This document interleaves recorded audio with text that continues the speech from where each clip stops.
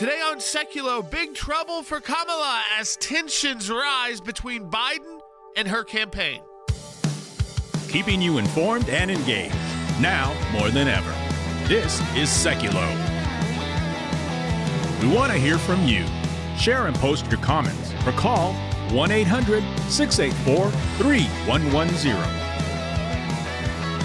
And now your host, Jordan Sekulow. All right, folks, welcome to Sekulow. We are taking your phone calls. It is 22 days before the election. Logan's joining me as well, and we want to talk to you, 1-800-684-3110. Rick Renell will be joining us today on the broadcast as we walk through a few different kind of political stories and what the ACLJ is doing as well. First, this tension between the Harris and Biden team. This is starting to be very real. Of course, just a few weeks out.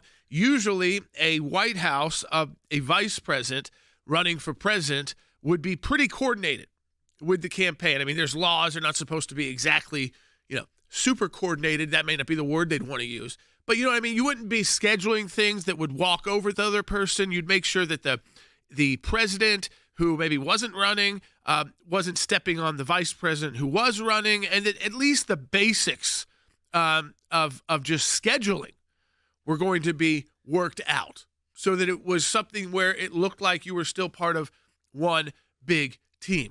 But that is not what it looks like with Biden and Harris. And can we play the clip now for people so they can see this is out of a cabinet meeting, and you can kind of feel like Joe Biden didn't make a slip up here. It's Joe Biden kind of being like, you know what, I'm still president. Let's take a look. And we're going to do everything in my power to get it done. And the fact of the matter is that we're in a situation where, we're going to have to, I know I'm going to go to the vice president in a second. She's my boss here. That's a true piece. We're going to be, hang on a second, Madam Vice President. We're going to be going to the Congress. We're going to need a lot of help. We're going to need a lot more money as we identify specifically how much is needed. So I'm just telling everybody now. I don't want to hear that this is going to be the end of it. So with that, I'll yield to the vice president. I mean, so that I think she tried to jump in a couple times. Yeah, he kept cutting her off. I'm not saying, by the way, that there wasn't a reason for her to maybe try to jump in. I mean, we were both watching it, Logan, and honestly, not even sure about I think he was talking about the disaster aid, but the truth is, not sure. I have no idea. It was a lot of mumbling. Yeah. He's gotten worse since he got off the campaign trail. Yeah, he certainly doesn't have to perform like he was even trying to then. So now it's sort of the SNL version of Joe Biden, where it is this sort of stumbling, bumbling. Sad. She's now the SNL version of herself. There's something about it that is a little bit sad with it, because he clearly still wants to be the president, and you have these weird moments where, again, these situations where they're cutting each other off. He's saying, "No, let me speak. I'll get to you in a minute." It's just par for the course at this point. Well, I mean, just on Friday, he did the press briefing, and Harris was about to do an event in Michigan, so he got less TV coverage. Her event in Michigan, because the White House called this press briefing out of nowhere. So, it's this, that would not be the norm if your campaign was synced up with the president that you served. And the party. I mean, the party doesn't seem synced up either. That's not good 22 days out. I also think the idea of Tim Walz is kind of, as this goofball, has really, remember, he was the one who was going to come out and call us weird. And now he has become the goofball. Yeah. On the trail, the way he moves, the way he's always waving his hands around. Yeah, we saw the shotgun video. We'll play that. He's a military guy who can't figure out a gun. It's just kind of all the horrible things that could possibly happen on campaign to the VP candidate. They're happening to him. Yeah, he's become, like you said, a parody of himself. Yeah. It's become this big joke. I mean, like I said, look at Saturday Night Live's coverage. It's not that too far from the real truth, which is him going on there saying, "I'm a knucklehead. I create stuff. Yeah, I mean, I say stuff that isn't true." You can't have that. And unfortunately, we're only 22 days away, because I would like to have seen more silliness come out of this. Also, I think they want you to kind of and be prepared to think that this is going to be easy for Republicans. Don't think that for a minute. Don't think that for a minute, because that's a game they're playing too. We'll be right back on Sekulow. There's a growing rift between President Biden and Vice President Harris and each of their staffs. Some on the Harris team say that top White House aides aren't sufficiently coordinating Biden's messaging and his schedule to campaign with what's best for the vice president's campaign. However, folks from the White House, they've been increasingly frustrated that Harris's campaign keeps putting the president in a tough spot, like when she publicly picked a fight with Florida Governor Ron DeSantis over not taking her calls. NBC is reporting Governor DeSantis is ignoring your calls on hurricanes. Playing political games at this moment in these crisis situations. These are the height of emergency situations. It's just utterly irresponsible, and it is selfish. I didn't know that she had called, so I'm not sure who they called. They didn't call me, and their characterization of it was something that they did. It wasn't anything that anybody in my office did in terms of saying that it was political. The governor of Florida has been cooperative. He said he's gotten all that he needs. I talked to him again yesterday, and I said, I said, no, you're doing a great job. It's all being done well. We thank you for it. And I literally gave my personal phone number to call. He knows she needs to distance herself from him. And she said she was a part of all the decisions. She helped pass all the laws. Then you have the DeSantis mixed messaging. Mm-hmm. But the most telling part of this story is you have Andrew Bates going on the record dismissing this. Right. You have the White House denying this. And the most important line of the Axios story, Harris officials, her office and her campaign declined to comment. He's worried about his own legacy now, and his legacy can't be her. His legacy has to be what he does in these last couple of moments, working with the governors of North Carolina, Georgia, and Florida, for example, through these hurricanes, going out and doing his own press conferences, making sure people know the achievements he thinks he's made. She can't be his achievement, because if she doesn't win, people are going to look back and say, told you so. He's the guy who beat Trump, so he could have again.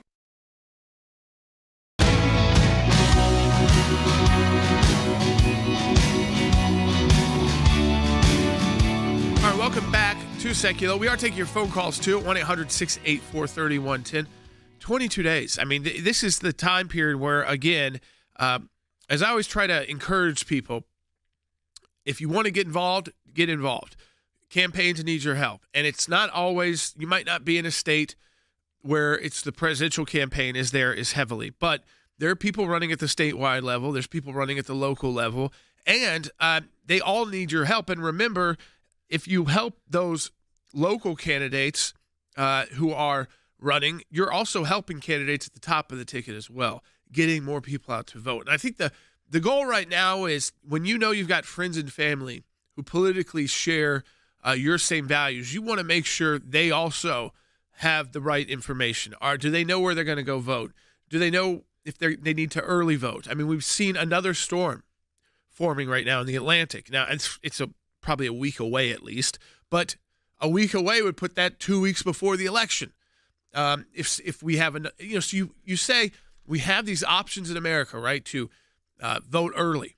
What that allows you to do is then spend your time getting others out to vote, but also work with people who you know may, if they are seniors, if they're people who, again, health is ever in question, or just the fact that pinning the voting down to one day, and they've got kids and they've got lots going on, and if the lines get long, are they going to really be able to stay for 2 hours or 3 hours in line to cast a vote? You don't have to do that anymore in almost anywhere. Yeah, I mean, early voting begins here in the state of Tennessee in 2 days. Yeah, on Wednesday. So you can start in a lot of states, some places already. By a lot of places, and you'd be the only person walking in a lot of the time. Yes, very quiet typically. If not, maybe a handful of people. It's not going to take you an hour. At most, I think early voting here has ever taken me is like 15 minutes. Now, one of the things we're obviously focused on still is election integrity. The ACLJ is working on that a lot right now. And a bit of an interesting fact that happened over the weekend, one of the guys who works here, I'll leave his name redacted, had moved here from California many years ago now, 4 years ago, had moved to Tennessee from California, like a lot of people have, made their way to the Nashville area. And what shows up in the mail for him? Multiple, we have a photo of it, his name redacted again, hopefully his address redacted, multiple different ballots. Do we have that image? Can we show it? There it is. Is it up there? It's not up there yet. We'll put it up there in just a second, because we are seeing this still happening around the country where people are starting to already receive ballots for places they don't live. They haven't lived in years. I know you saw that, Jordan. You had that happen last time. 3 last time I was in this studio, and we had moved here, and had 3 live ballots. Now, that was supposed to be because of COVID. Yeah. Too. That was not supposed to be because of what is the California reasoning behind this? Are they now just mailing live ballots? And he hasn't had it's not a request. No. And see, I think this is what you have to be. This is what we got to stay on top of what's concerned happening about as conservative voters. Is these are not requests for absentee ballots or requests to vote early or something like that. This is a live ballot. So if you're a bad actor and you know that all of these live ballots that are official, that if you turn back in are going to get counted. Yeah. They're real. So bad actors, they know they're out there in the mail. They know that they're going to people that aren't there anymore. I mean, that does open up the door. Yeah, you can look at it. There's a lot of different, you can see the image now that's on the screen of all the different things that showed up in the mail. So this is happening. We at least know it's happening to some people who work here, that they're getting these different mailers. The official ballot for Los Angeles. Yeah, I mean, that's pretty wild when he hasn't lived there in many, many years, that these things are still happening. And look, we don't know what the truth is, why they're doing it, if it's even massive happening, but we know now we have to stay on top of it. Well, we know that. I'd love to ask people, if you're out in California, if you're out in states and you are starting to get not requests for ballots, but have you gotten a live ballot? And they all say that, official ballot or live ballot. We'd love to hear from you at 1-800-684-3110 or contact us through aclj.org. Yeah, even comes with a sticker, so you can still walk around. You voted. You voted sticker, yeah. I will tell you, I don't think the problem is as severe as it was in the last election cycle. But I think it is still a very real problem. We saw how the lawsuit coming in Virginia from the Democrats, about 6,000 people who were dead, and they had gone through and made sure that these people were no longer alive, were removed from the Virginia voting rolls. And now the Democrat party's come in and sued the governor of Virginia and the Commonwealth and said you did that too late. Why? Why are the Democrats so concerned that these people do they really believe, do they have evidence that any of those people are alive? That is my problem with all of this, which is why do you need to make sure dead people can vote? It's the same idea with the voter ID. It's just another process of trying to manipulate a system and play politics. It makes us feel like you are trying to cheat. Right. I mean, it almost is an admission. Right. And that's sort of the big issue I have with all of it, which is this idea of, we're going to make it harder. We're going to take away things like that. How dare you remove people on the rolls who have passed away? I mean, that's people write in that their parents have been passed away for 10 years and they're still on the roster. That's about the average, at least. That was the norm in America for at least 10 plus years. You'd be on the ballot because of censuses. Yeah, we got another comment that said, I live in Los Angeles. My grandmother passed in 2013, and she is still receiving her ballots. So that is receiving happening. her ballots. I don't know if something happened in California legally. Maybe it did, I guess. Yeah. Where you just get live ballots now? I don't know. We should do some digging on that. Because I thought that was only for special situations. And President Trump was out in California making the big event in Coachella. He took Coachella by storm. Yeah, exactly. And I think that's interesting that he's doing those because he's playing the states. He's going places that are definitely not swing states right now and making these sort of big sweeping statements. I do think it shows that's better for the country. I got an email because I'm on the list for everybody. I got an email from the Harris campaign. And on it, it said, hey, we know we are only focused on these 4 states. However, know that Tennessee still does matter to us. Right. But it's like done in this very we care, but we know we got to focus on Michigan. We got to focus on Pennsylvania. We need to win. Try to bring you like you're on the inside. Yeah, but to me, I read it as, you don't care at all about our state. You don't care about our people here. And I think that's the one difference now with Harris having to have such a limited time to run. She hasn't been able to at least even make the stops in some of these states that would not be considered swing states. Primary run either, so she didn't go to those states just for purposes of primary vote. I don't know if she's been to the state of Tennessee. I'm not sure. Maybe for like a fundraiser at some point. Yeah, to look at private kind of event damage or something. Maybe I don't. Did she go to East Tennessee? I'm not sure if she went to East Tennessee or not, but I mean, still, but not for a campaign. Nothing I've seen. Not for like a big rally. No, the closest I think she's been to here is Georgia. Yeah, which is in one of those states. Yeah. But I do believe that what you see by Trump, by doing that, 1, you get attention. 2, they say, what do they see there? But 3, it's we know what the Democrat narrative is going to be coming out of this election if they lose, and we know what they're going to try to say. They're going to try to say, if Trump wins, well, Harris may have still won like the popular vote because of states like California and New York. So I think Trump's also doing some buffering there to make sure to try to get that California voters still don't feel shows like up. it's not worth It's wasted. Yeah, and also where he was in the area he is, those are places where lots of local Republicans could win. Yeah. And if you're Donald Trump now and you see how these DAs treat you and all of that, getting Republicans elected at all levels is important to you as president of the United States, more important than I think ever before. So it's not just at the state level, it's not just at the federal level, it's at the local level as well. Yeah, absolutely. Should we go ahead and just take one of these phone calls? Let's go to Michael, who's calling in Florida on listen on Sirius XM. Michael, you're on the air. Michael, you there? I'm here. Okay, go ahead. Can you hear me? Yep. Yeah. I don't know if you guys caught it or not, but there was an interview with J.D. Vance, right? And he was, making a point, and the news person really just completely cut him off. And then with saying they were talking about the Venezuelan the apartments that the left said never got taken over by Venezuelans. I want to play it for people. We'll play it when we get back from a break. It's a long bite, so make sure if you want to hear this. This is a very interesting conversation Michael brought up between Martha Raddatz and J.D. Vance. And again, sort of more shocking rhetoric coming out of the press. It was also just announced that Kamala Harris will be doing a one-on-one interview with Fox News this Wednesday with Bret Baier. So that's going to be happening at 6 o'clock. Of course, if you're going to pick someone, if you're Harris, probably Bret is probably the safest bet for you. But still, maybe having to it's that sort of thought process right now that maybe they're entering a little bit of panic, that maybe their internal polls are saying something otherwise. Are any of these live? Yeah. Oh, I doubt it. I doubt it. We'll find out. I mean, the CBS one now with Netanyahu and the two different answers that they aired. At this point, you realize that at least, the mainstream media is so in it for Harris that they'll edit things out and they won't even realize that how stupid it makes them look. Yeah, it just says, it's not going to be live. It will be conducted by Bret Baier in Pennsylvania, and it'll air at 6 p.m. Eastern time on Wednesday night. So that's that. There you go. But he's going to ask for questions that are tough. And real. Yeah. The thing is that she gets tough and real questions, and she just kind of word salads it and moves on to the next. Yeah, that's the thing. It's not like anything is going to change. It will be exactly the same that we've seen before. It's just whether that actually affects any results. Phone lines are jammed right now. Wait, we got one open. 1-800-684-3110. Support the work of the ACLJ. Become an ACLJ champion if you can. That is someone who gives on a monthly recurring basis. And right now, it's been a big year for ACLJ champions. Over 20,000 of you have become monthly supporters, and we really appreciate that. So do it today at any level. We really appreciate it. ACLJ.org. We'll be right back.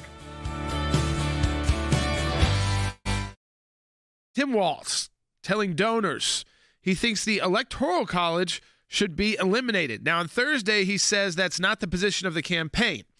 Is it just another extreme Harris-Walz position that they're letting their donors know, hey, wink, wink, this is what we're going to do if we get into office? Or do you think Tim Walz just got exposed for who he really is? The Electoral College is one of those pillars. It's been with us since the beginning. Our founders understood why it was important that we have a system that wasn't a straight democracy with a popular vote across the entire nation. And I think your core point is right. Whatever they tell us in the coming days, whatever gaps they commit, they believe that the nation would be better served by undermining those central pillars of our republic, not supporting and continuing to build on them in the way we have for the last 250 years. In states like where we are, and we've seen extreme population growth in the last 10 years, but we're still quite smaller than the coastal elite states. And I think they'd love to just see a straight up vote, which like you said, our founders knew from the beginning would not be the right way to get a representative democracy into the U.S. government, one that people believed was actually responding to them and that also looked like them, that mirrored them and mirrored their and understood their concerns. Their mission is really simple. They want the nation to look more like California or New York or Chicago, right? So they want the big urban centers to dominate American politics at the national level. They'd love to take away anything that allowed people who are from places like me in Kansas or people from the southern states, people from places that have a set of values that are deeply different than Harris and Walz's values. They want to eliminate us from the capacity to have and to shape political outcomes, and getting rid of the Electoral College would do precisely that.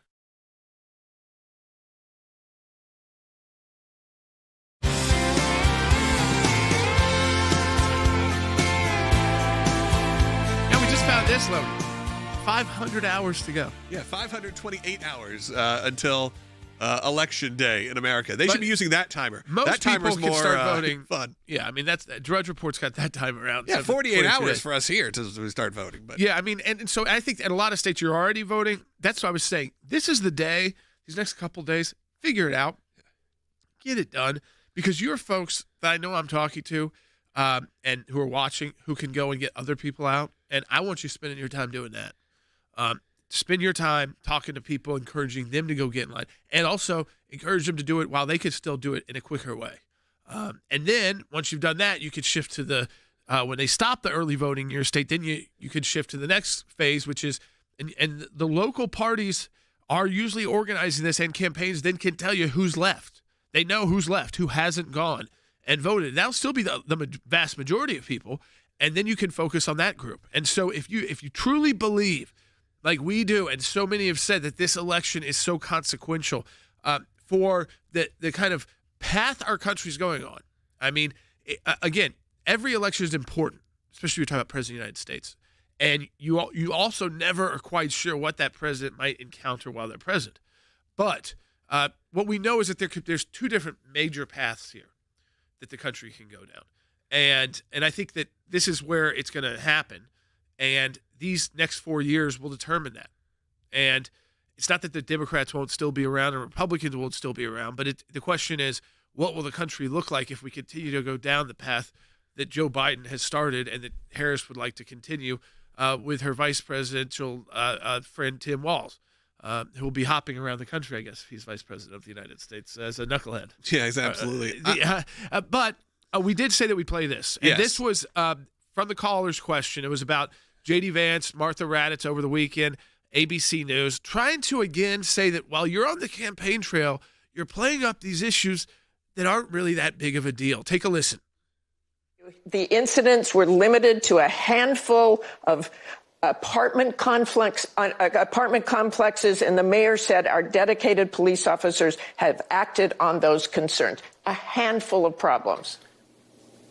Only, Martha, do you hear yourself? Only a handful of apartment complexes in America were taken over by Venezuelan gangs, and Donald Trump is the problem and not Kamala Harris's open border. Americans are so fed up with what's going on, and they have every right to be. And I really find this exchange, Martha, sort of interesting because you seem to be more focused with nitpicking everything that Donald Trump has said rather than acknowledging that apartment complexes in the United States of America are being taken over by violent gangs. I worry so much more about that problem than anything else here. We've got to get American communities in a safe space again. And unfortunately, when you let people in by the millions, most of whom are unvetted, most of whom you don't know who they really are, you're going to have problems like this. Kamala Harris, 94 executive orders that undid Donald Trump's successful border policies. We knew this stuff would happen. They bragged about opening the border, and now we have the consequences, and we're living with it. We can do so much better, but frankly, we're not going to do better, Martha, unless Donald Trump calls this stuff out. I'm glad that he did. Yeah, and listen, I mean, this, I think, shows you, Logan, the media right there. She said it like this is going to become normal, or exactly. this is somehow like normal in America. That we deal with this. Just a few complexes, by the way, not a few apartments. Yeah, we said a handful of issues. We're talking about full complexes taken over. Full apartment complexes, a handful of those, few of those. So you're talking 3, 4. That were handled, by the way, not that just exist. Yeah. I'm sure there are plenty that exist. And they were taken over by illegal immigrants who were part of a Venezuelan gang. And we have imagery of it with the weapons, how they took them over, and yet they still play down the idea that we shouldn't be talking about that as a failure of our immigration system. They have lost their minds. When they no longer have the ability, Logan, I think that's what it is, and their producers and their writers. Some of them are young people too. Yeah. They're not all. It's not all just because they're age. No, I think that they just don't know how to talk to live in reality anymore. Yeah, and I think they're accepting a reality that we're not willing to accept. Right. Which is that America is going to become like this. It was going to just be, like maybe a few gang riddled and this problem. This is not the country we grew up in, and I think that's sort of a big issue when you look at the 70s, 80s, 90s, even to the early 2000s. It wasn't this way. It didn't feel unsafe everywhere you go. And now, sadly, I don't want to be a fearmonger. That's in the back of your mind at all time. And then you're right. They don't understand who they're talking to. And I think that could even be put in the fact that if we saw over the weekend the massive success SpaceX had with Elon Musk, where you had one of their booster return system where they called it, it got caught in the chopsticks, which is the first time you'll be able to see, we have this clip, you'll be able to see a rocket essentially come back to base and get caught to be able to be reused instead of being burned out in the environment and all of that happens right now. And the impressiveness of this should not, I saw liberals and conservatives even being like, wow, this is an amazing moment for science, for space, and all of that. And then you converse it with Elon Musk, obviously the owner of SpaceX, really the inventor of it.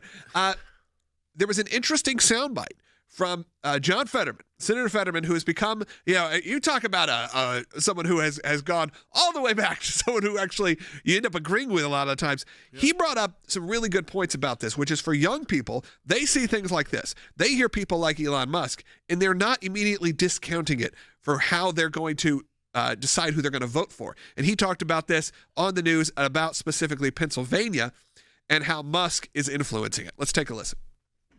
Now he is using, and Musk is willing to actually show up at these kinds of rallies. And I witnessed that in Butler County a couple days ago.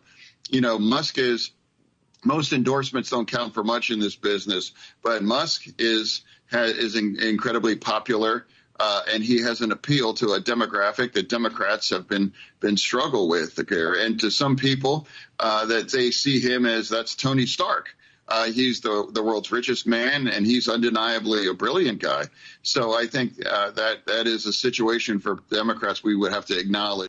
Sadly, those kind of verbiage, like he's the world's richest man and he's undeniably a brilliant guy, isn't the statement you actually hear typically about Elon Musk from the left. It's usually he's an idiot. He's got all these problems. We dislike him. He's a bad guy. His free speech is wrong. They never evil. Give him at least credit for the fact that, like, people like my son's age who are 12 years old, Elon Musk, they don't know necessarily about his politics. They don't know anything about his personal life, but they think of him as, like you said, like Tony Stark, like a hero for tech, a hero for electric cars.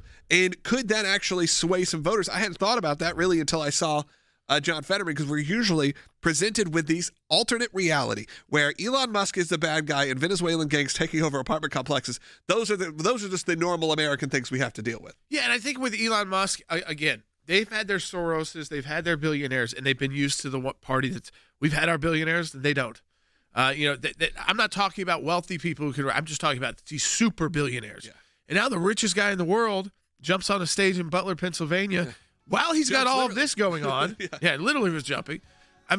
He's doing things that people mocked him for saying could be done. This was one of them, that you could catch the rocket back like this with the arms and with the flames coming down, and it then be easier to reuse the rocket. Yeah, well, he's doing things that environmentalists and people that care about the environment should be celebrating. But instead, they had to demonize him because he's realized his industry will only keep inventing and kind of have the ability to do that if Republicans win. Yeah.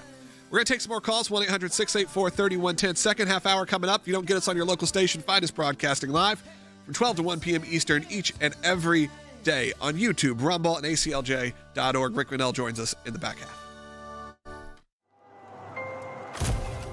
Some people think champions are bored, that it's a title that requires something only a handful can ever possess. There are times in our lives that we are called, every one of us, to step up and serve a cause greater than ourselves.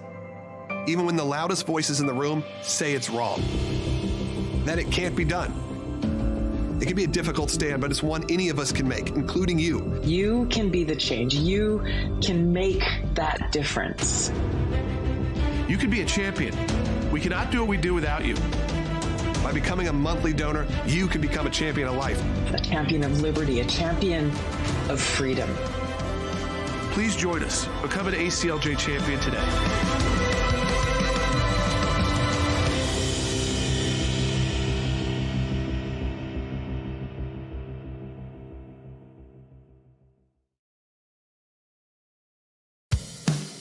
Keeping you informed and engaged. now more than ever. This is Sekulow. And now your host, Jordan Sekulow. All right, welcome back to Sekulow. We are taking your calls to 1-800-684-3110, talking politics on this Monday, 22 days out. And listen, 500 hours. 500 hours. I mean, it's a time to think about. I'm going to keep saying it, and then again, vote early if you can. Most places are going to let you do that. Some already have started. Some start this week. They all states are a little bit different, so you'll have to. I can't go through all 50 right here, but get that done, because I think when we're talking to our people that are on, take this broadcast in, whether you listen to it, whether you watch it, your people. There's people in your circle that probably come to you for a lot of like political stuff, and they know you're involved. They know that you also care about it deeply and that you're very informed. So you want to have time to really spend your extra time making sure they go out and vote and make the right decisions too, especially if they've got questions, whether it's young people, older people, or just the people in your circle, whether it's at church, work, or school, or neighborhood. It's kind of free yourself up as much as possible. I mean, we're all busy enough without throwing that in the mix. You never know how long it's going to take to vote. Sometimes, there's issues with we've seen that before. There's not enough people working there. It takes 6 hours, crazy stuff.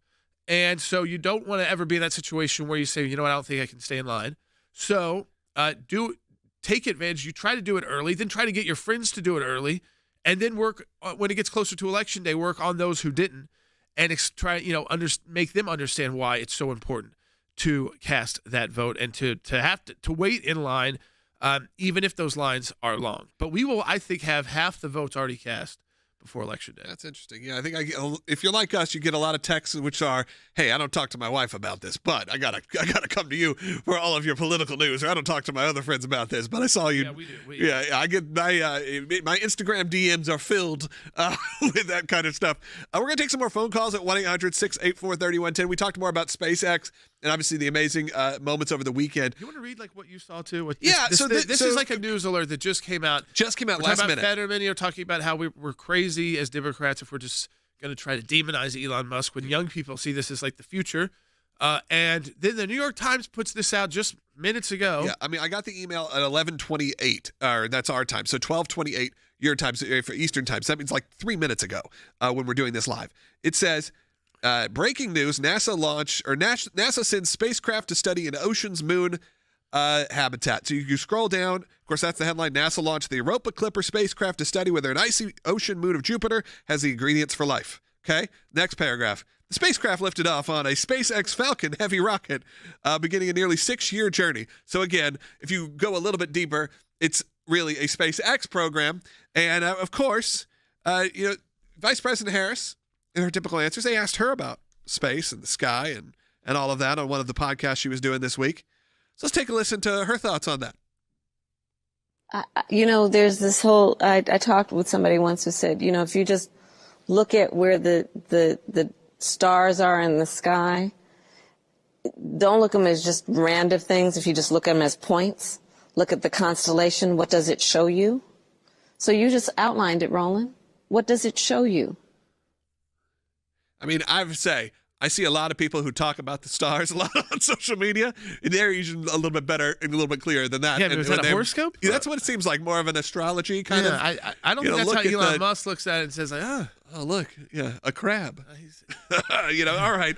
Let's. We only got a minute till we get to the next segment. Rick Rennell's going to join us in the next segment. Jordan, I just wish the New York Times was fair and honest and be like, NASA had to use SpaceX to do this. It should be in the headline. Boeing has to send SpaceX to go rescue the astronauts that are stranded there, who I got to watch launch off, which I was there. I was there in that crowd. You didn't know then. I told my son. They're going to be back in 5 days. And now they're still stuck up there. They'll be back in 2025. Yep, February. February is when they come back on that mission, because they're going to go back. 2 SpaceX astronauts didn't get to go because they had to leave room for them. Support the work of the ACLJ at aclj.org. We are actually in federal court tomorrow for Garrett O'Boyle, that whistleblower from the FBI. So the ACLJ at work now, again, protecting their rights and those rights of those whistleblowers so that they can get that information out. He's the one that said the FBI will crush you if you try to become a whistleblower, even following the rules, which he did. So go to aclj.org and donate today. Support our work. Tim Walz is back on the trail, sort of. Now, the campaign has decided that they can risk sending him out in small doses with limited exposure to work on energizing the demographic Harris really struggles with, white men. So he'll be seen on football-focused TV interviews, and he'll do appearances with pheasant hunting experts and digital influencers. Yeah, that's my theory, and it never fits quite right. Never fits quite right. Just not quite right. How do you give it back? Governor, what kind of gun is it? This is a Beretta A400. What they're really trying to do right now, we're starting to see that Donald Trump is leading in the polls by double digits, by about 11% when it comes to the male vote. So Harris and Walz are out there, and they're trying to get the male vote. So you have Democrats who have demonized the men in America, calling them toxic masculinity, and guess what? They don't vote for you when you demonize them like that. This idea that somehow Obama is going to come out and lecture black men that you're sexist if you don't vote for Kamala, and then Walz is going to come out with this fake, I got flannel shirts in my closet deal, and that's going to try to make things up with white men. It all seems so patently insulting to me. Tim Walz with a gun and some blazed orange on going pheasant hunting is not going to work at all. People in Minnesota have moved to Wisconsin. They've lost a number of their residents because his policies have been so bad. He walks around in a field in an orange jacket. He never fired the gun. The whole group allegedly shot one bird, but they couldn't find the carcass, and they've got dogs. These aren't just friendly pet dogs. These are skilled dogs. If you've ever been pheasant hunting, you go out in a field where it's been baited for pheasant, throw a bag down, the dogs mark it, it pops up, and you shoot it. Did it really affect male voters? Did he never fired the gun, and they never shot any birds? I think these campaigns are a little bit of a bust. All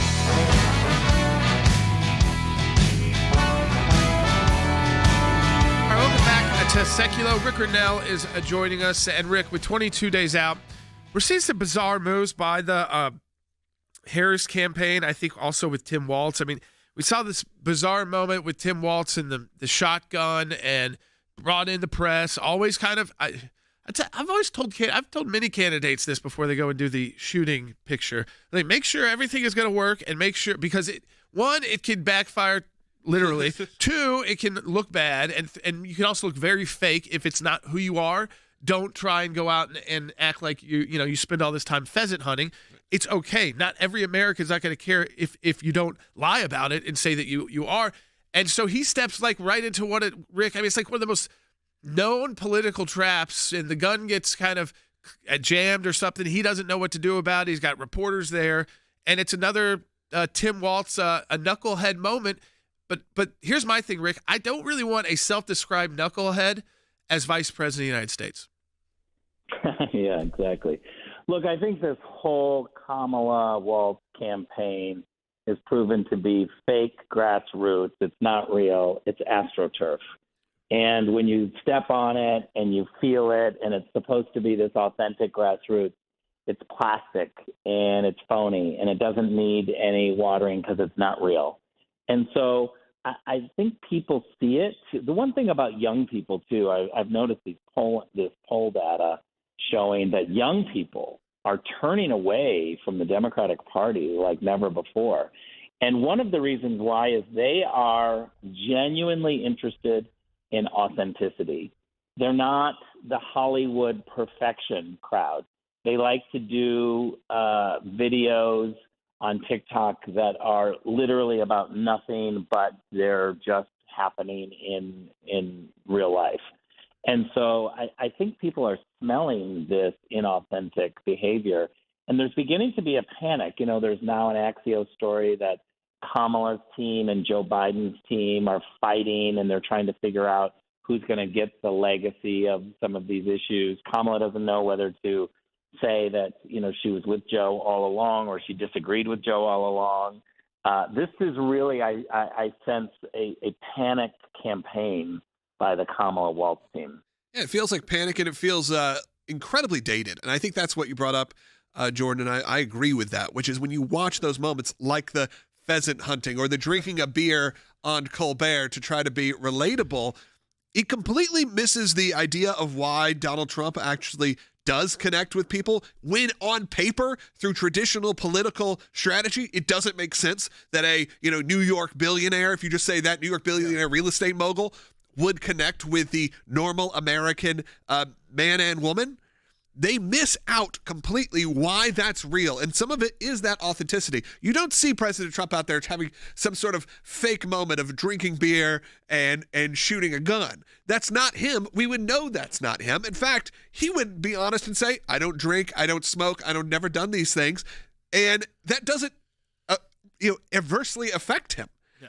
This is some weird old politics that really we need to be doing away with, because we're not judging people anymore based on, can they shoot a shotgun? I mean, that would be like putting me in that situation and being like, we're going to buy you a brand new orange vest from Walmart and we're going to play pretend for a little while. It would feel inauthentic and fake. Yeah, and that's why it backfired on him. But Rick, to me, that it's a sign that right now is when you kind of you put the pedal to the metal, to the sit. So like if you are the Trump campaign and you're the Republicans running out there, the candidates all the way up and down the ballot, you know that there's something going on inside that campaign is seeing that they're having to try and shift different strategies every single day. They're having trouble with the White House. They're having trouble with the Biden team. They're trying to get Barack Obama to get people out to vote. I mean, so you've got all these different strategies. They're like kind of throwing them at the wall.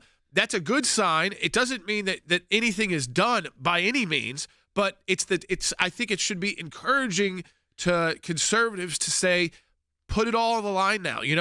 Get your schedule, make sure you know when you're going to go vote, get your friends out to vote, and then work on the people in your community and make sure you get them and go in to vote for the right candidates as well, and spend that time the next 22 days to make sure in this extremely important election that the right people win from the top down or down up. And I feel like from the Democrats, and again, I don't think that anything's been decided yet. So this is not to say, but it's like a moment right now where they're not really sure what their message is. Let's just move ahead. Let's move ahead strong and be honest with the people. Keep talking to the American people about what they care about. Well, look, the one thing that we've learned through these elections, in the midterm and through 20, is that we have to swamp the vote. We have to go way far and above to protect ourselves. And so people need to hear very clearly that it is time to double down right now. Call everyone you know. You cannot take anything for granted. But the reality is her campaign is a mess. Now is the time to pounce, because with 3 weeks left, I sense that the media are getting a little bit annoyed by her. I sense that they're starting to get to the end of their feuds, and it's beginning to break a little bit on the phoniness that she has. So now is the time to go in. I mean, her messaging, I'm in Macomb County, Detroit, Michigan right now, and I can tell you that watching the commercials in Pennsylvania and in Michigan, if you live in those two states, you see nonstop commercials. But she really hasn't settled on a message. She's all over the map on different messaging. She's trying everything. She's trying hard-hitting. She's trying the bio ads of like, who she is. She's trying to be nice. She's trying to be mean. She's trying to have other people speak for her. She's speaking. She doesn't really have a coherent message.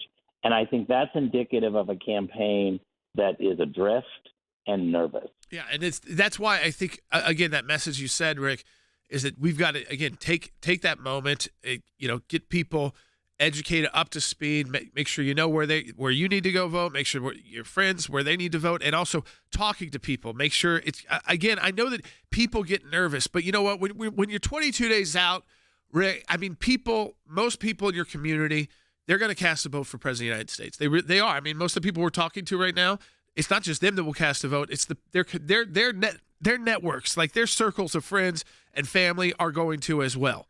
And because of that, it's like this is the time. If you think it was like, I don't want to bring it up during this holiday or that holiday, 22 days out, you're open to talk about these things. And I don't think we have to stop being afraid to either put the bumper sticker on the car or the yard sign in, to let your neighbors know, let your friends know that, hey, you know what? It's okay to say you're going to vote for Donald Trump or you're going to vote for this other candidate that's on the ballot. And that, the media has been nasty about him, but who cares? The media is nasty about everything that we like at this point. Yeah, and the media has demonstrated over years that they really don't want alternative information. They want to just push and regurgitate what the ruling party has. People are really sick and tired of this one-sided media. I'll tell you, the people who are the most annoyed are first and second generation Americans, because they have seen this fascism and propaganda in the countries that they left. They came here to America in order to escape that and to have personal liberties, freedom, and capitalism. And what they're finding is remnants of their old countries and the system where the propagandist, the ruling media, protects the ruling party and weaponizes the government against its political opponent. I hear over and over first and second generation Americans saying there is something wrong with what's happening in America and we must fix it.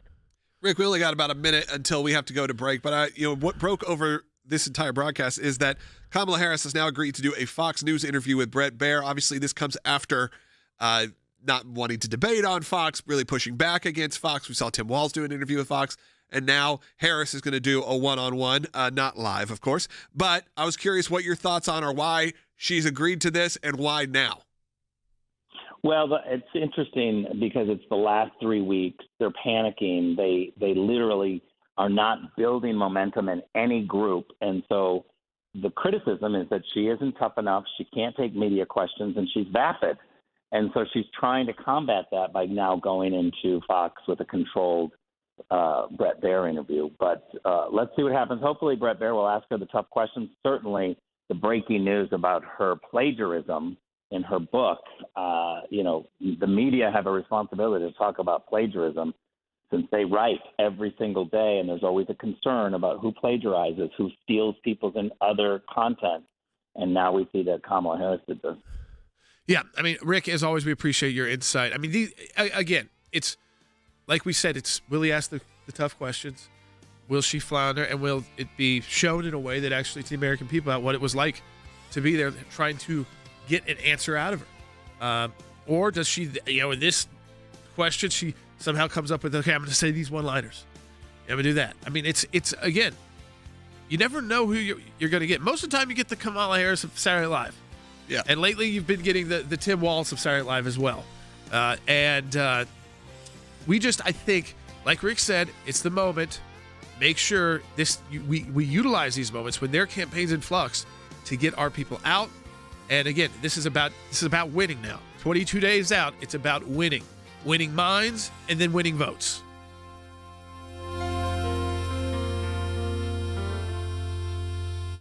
There is a growing rift between President Biden and Vice President Harris and each of their staffs. Some on the Harris team say that top White House aides aren't sufficiently coordinating Biden's messaging and his schedule to campaign with what's best for the vice president's campaign. However, folks from the White House, they've been increasingly frustrated that Harris's campaign keeps putting the president in a tough spot, like when she publicly picked a fight with Florida Governor Ron DeSantis over not taking her calls. NBC is reporting Governor DeSantis is ignoring your calls on hurricanes. Playing political games with this moment in these crisis situations. These are the height of emergency situations. It's just utterly irresponsible, and it is selfish. I didn't know that she had called, so I'm not sure who they called. They didn't call me, and their characterization of it was something that they did. It wasn't anything that anybody in my office did in terms of saying that it was political. The governor of Florida has been cooperative. He said he's gotten all that he needs. I talked to him again yesterday, and I said, no, you're doing a great job. It's all being done well. We thank you for it. And I literally gave my personal phone number to call. He knows she needs to distance herself from him. And she said she was a part of all the decisions. She helped pass all the laws. Then you have the DeSantis mixed messaging. Mm-hmm. But the most telling part of this story is you have Andrew Bates going on the record dismissing this. Right. You have the White House denying this. And the most important line of the Axios story, Harris officials, her office and her campaign declined to comment. He's worried about his own legacy now, and his legacy can't be her. His legacy has to be what he does in these last couple moments, working with the governors of North Carolina, Georgia, and Florida, for example, through these hurricanes, going out and doing his own press conferences, making sure people know the achievements he thinks he's made. She can't be his achievement, because if she doesn't win, people are going to look back and say, told you so. He's the guy who beat Trump, so he could have again.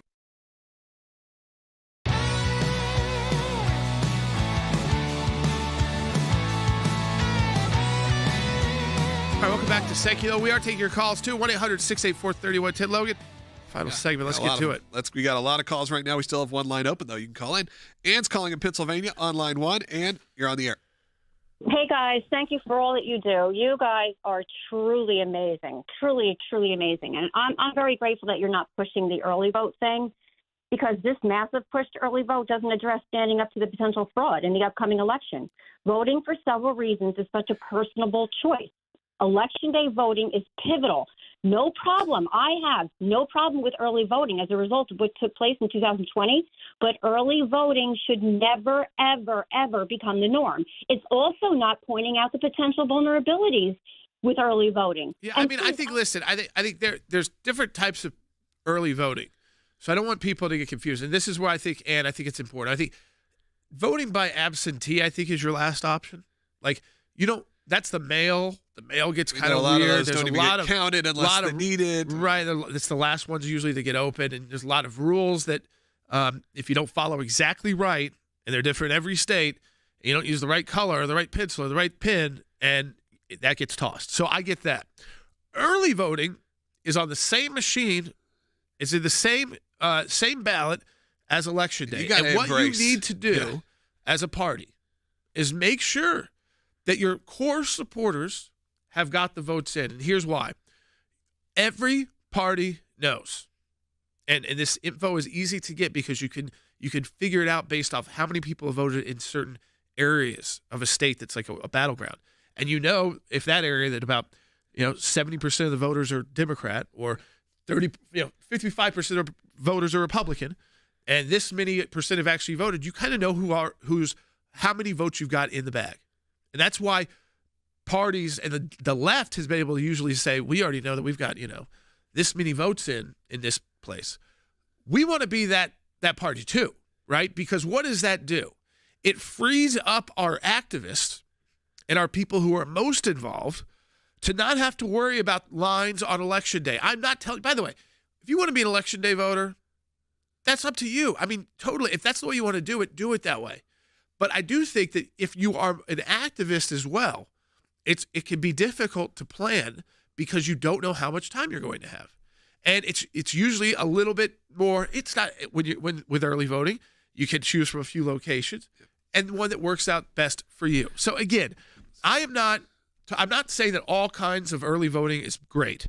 And I think that what I'm talking about is you're going in, you're using the same ballot you're voting the same way that you would on Election Day. Absentee requests and things like that, I already think we're past most of those deadlines anyways. Yeah, we have a lot of calls coming in about these kind of different things. Yeah, I know. So let's just kind of rocket through them. Let's go line 6, Warren, who's been on hold for a long time. Warren, thanks for waiting. You're on the air. Hey, thanks for taking my calls. Encourage people again to become ACL champions. It's awesome. But also, like the lady was saying, or you guys are saying, we need to watch the polling drop boxes. People need to video those, because we know they're doing everything they can to cheat, lie, and steal. And they will do whatever it takes to remain in power, and we need to get out and overwhelm the vote, but also watch for that kind of thing that they're doing. Yes. I mean, I think, listen, the Republican Party has spent more money than ever before on election integrity. Here at the ACLJ, we've been working on election integrity issues for 2 years in court. To make sure you can cast a vote for the candidate of your choice, to make sure, again, that you are going to the rules, we've done research projects for members of Congress to make sure they understand as they are looking at federal laws, what was the nature of kind of where the laws post-COVID in these states that changed sometimes the rules in the middle of the campaign last time. And so we've done all of that work at the ACLJ. The RNC has put in a lot of money into this. The Trump campaign has put a lot of money into this. But I think you heard the message loud and clear, Logan, from Rick Grinnell. And this is the truth. For us to win, and we know this from 2016, we have to win big. Yeah. And that doesn't mean that we have to win by millions of votes in every state. It means that we don't want to get down to those 1,000 votes, because we know that the other side's better at doing these games. With the ballots we're seeing from California, from our own staff who haven't voted there, it seems like there's more coming out. There's calls about that. Let's go to Kate, who's calling online too. This is something we need to look into, by the way. Yeah. Kate, go ahead. Hi, thanks for taking my call. First, I wish I could work with Rick Grinnell. I just love him. Second, I received 5 different ballots at my house this year, 2 in one person's name, 2 in another person's name, and yet a 5th in yet one more person's name. And they've come at separate times. And I have not voted yet. I have not early voted, and I do want to do that. But I really encourage people to keep an eye out on them. I don't know what to do with these ballots, but I guess burn them or something. But this is the type of thing that's been happening at my house for the last 2 or 3 years. Yeah, I mean, you could keep them. I don't know if you want to just toss them in the trash. I don't know if that's the best idea. I think, again, you got shredders, things like that, or just keep it. Keep it in your drawer, and maybe that's best way to tell your friends. I'm going to tell our team who's listening now, because we've had team members at the ACLJ in California. We've now gotten calls about it, to check and see what is going on, that these ballots are going out to people, even in other states. Yeah. So, I mean, we've had people who have not voted in 4 years, have not lived, paid taxes in, done anything else. I mean, they've moved completely their lives out of California, and California found them in a different state across the country and sent them a live ballot. Not a request. Actual ballots with the I voted stickers. Ballots. So they can put their right for President of the United States. The president. These are general election year ballots, and if you were to mail this in, I don't know what system could possibly be in place at that point that would flag it. Let's go ahead and take Patricia real quick in California. Patricia, you're on the air. Just quickly, run out of time. Hi, thank you for taking my call. Can you hear me? Yes, go ahead. Okay. So I'm in California. I voted for Donald Trump the last season. I was a Democrat for over 20 years. Now I'm in the Republican Party, but I feel a little bit like I don't trust the polls. And I wasn't sure, since I have my live ballot, my whole family is now Republican. And we wanna vote, but I don't know if I should mail in my vote or I should go in person. So that was really my question. What I would do? I think I like this idea. Early vote if you can. So in person. Don't necessarily use the mail. So you go in person. But if you've got time now, check it out, look it up, and go do it in person. Go do it in person. You likely got counted. And you don't have to necessarily wait till election day when you can't predict. You being sick, kids getting sick, you got to go to this. Work goes long. Emergencies that happen. Traffic jams. Also, sometimes, I mean, there's problems with the voting machines that are legitimate. Like, these are, we use kind of voting places sometimes. The electricity has issues. Yeah, there could be, public schools and all of that. And certain elections in certain areas, you get much bigger turnout, and there are hours-long lines. I mean, so get your vote in. I'd say if you can, the best way to do it is still in person, but you could do that early. That's not absentee. That's not mail voting. And some states only have mail voting, so those people, they're used to that. The ACLJ, we're going to be on the front lines of election integrity as needed, so we're already making sure that we are activated where it is important, because these values and these issues that we talk about are really on the ballot as well. And you can do that right now. Scan the QR code if you're watching, or go to aclj.org, become an ACLJ champion, support the work that we continually do here. We'll talk more about that on tomorrow's broadcast.